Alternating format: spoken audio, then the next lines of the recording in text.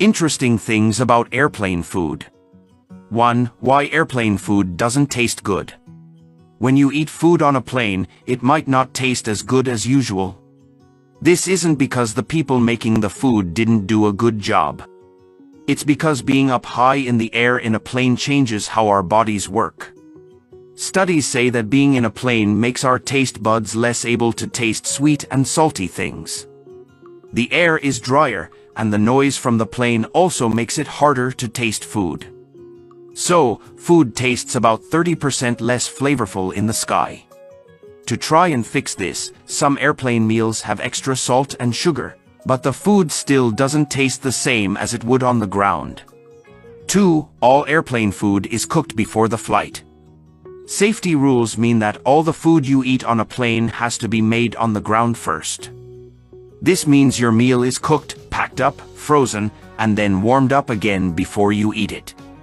This long process doesn't help the food taste better, but it's important for safety because you can't have open flames on a plane. 3. Planes used to cook food in the sky. Flying was very different in the past. People could even smoke on planes, and the food was cooked right there on the plane. In the 1950s and 60s, flying was more fancy, and some airlines had cooks who made the meals during the flight. But those days are gone because of strict safety rules. 4. Why there are no microwaves on planes. Even though airplane food might seem like it's been microwaved, there aren't any microwaves on planes. They're not allowed for safety reasons. Instead, planes use special ovens that blow hot, dry air to warm up the food, which can make it dry. Scientists are trying to find better ways to make airplane food taste good after it's reheated, like using steam to keep the food moist. 5. Lots of airplane food gets thrown away.